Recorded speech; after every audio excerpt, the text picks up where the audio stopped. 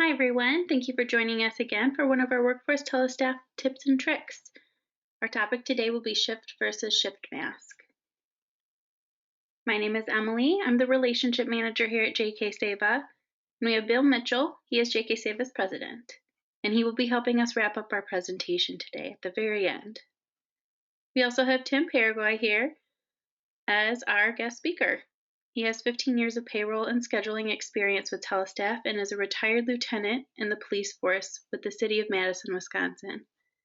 And he has earned his TeleStaff expertise with implementations for both fire and police agencies. And let's get started. Tim, I'll hand this off to you. Thanks, Emily. And before we start, just to let you guys know, this is for tips and tricks. So you should have a basic understanding of how to set up at least a shift, how to set up the pattern.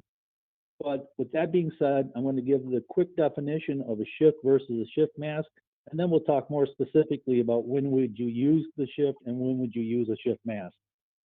So a shift defines a work schedule pattern, people or position, where both are assigned shifts to display on the roster. Whereas a shift mask creates a reusable pattern that is applied to a base shift and may significantly reduce the number of shifts configured in the shift area, which could improve performance. Shift masks are created when several people are on the same shift with the same start time and duration, but the day off cycles change or an individual or position basis. So let's talk a little bit more about shift masks. Shift masks are typically used for larger organizations, and for a practical difference between a shift and shift mask, I would avoid using shift masks if you don't have to.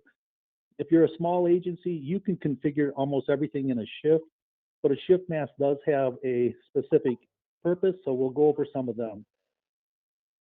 When do you use a shift mask versus a shift? Well, if you're working on a Kelly day, if you're working on a payback day, if you're working on special days or a cycle day. All of these also can be set up on the shift, but it can be easier depending on your configuration needs in the shift mask. So if you look on the screen right now, I have put an extra day there with the circle.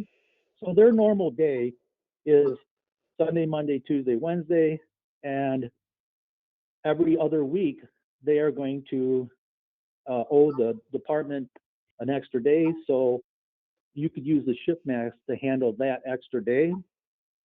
And then if you could do it in the shift as well, but the shift mask would actually, you're able to trigger that in a filter as well. So on the next slide, we'll talk about the payback days. And here's our payoff days that they owe you, the department owes you.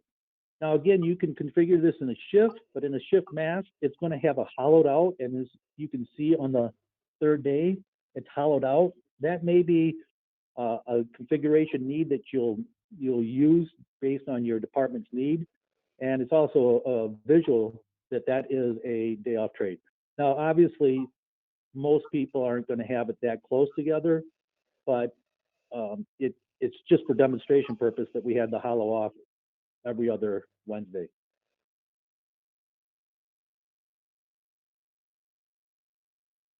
However, one disadvantage of the shift mask, if on a extra day, is that it works well if all the hours are the same. So in other words, if someone works an 8-hour, 8-hour, 8-hour, and then they owe the department or the department owes them another 8 hours, that would be fine using a shift mask. What happens if the hours change? For instance, in this example, we have an individual working 12-hour shifts as indicated in the light blue on their regular work assignment. And as you can see, they work 12, 12, and 12. Well, that's 36 hours a week. So in this scenario, the department says, well, 36 hours a week, you're going to owe us 8 hours every other week. So to configure that, a shift mask will not just pick up or it does pick up the hours on the base shift, but if you don't have the base shift configured right, it won't have that extra hour. So if you look under the time duration, you can do this under the shift and not the shift mask. And you can see the duration is 7 o'clock on the top where the arrow's pointing, and it works a 12-hour shift. And then every hyphen in between represents how many days in between before you have that 1 day of 7 that is 8 hours. So if you count it out, there's 7 days in between the time it's a regular shift, which is a 12-hour shift, to when it's going to be an 8-hour shift. Now that can be fairly simple, or it could be very complex. Now, a lot of times people will say, I did this correctly, but the pattern's still not right. That is probably going to be the start time of the pattern on the calendar itself. If you have a start date that doesn't make sense to the system, it will give you various results. It is a lot of trial and error before you get it right, but it's critical to get that start date time as well as the time duration as indicated up there by the arrow. And you could do even multiple days, even if you had 3 shift changes, you can then have another set of hyphens in between, or semicolons, I'm sorry.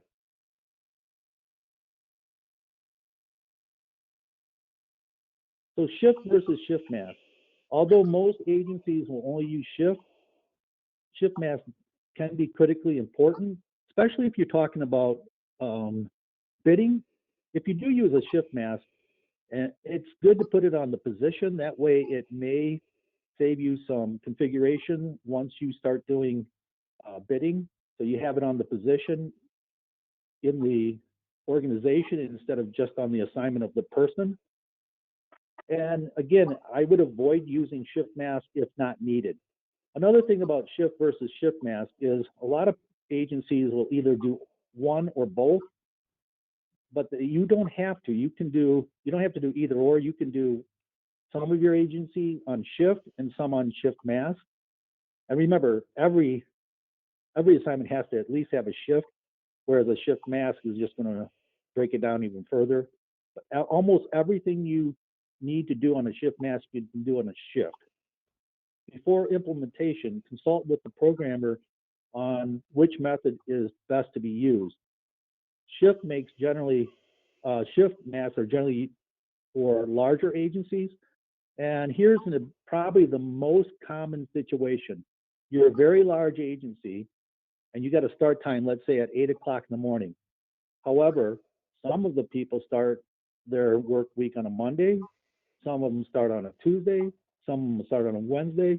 So although they all start on 8 o'clock in the morning, you might use the shift mask to indicate what group of people start at what time. And although you can do it on shift, it could save you on filtering, and it could also save you on performance if you have way too many shifts when you're a much larger agency. However, for a smaller agency, I would just configure it all in a shift. The other thing you want to consider is, how are you going to get information out? How are you going to filter this? Now, if you do have too many shifts, you can put shifts in groups and you can filter it that way. You could also make rules under shift groups, and you can make rules under shift mask. So although shifts versus shift mask seems like it's complicated, it really isn't. And again, I would say use shift, avoid shift mask unless your agency requires you to do so. If you have a Kelly day with the same days off, or your payroll needs a shift mask instead of shift. Other than that, I would keep with shifts.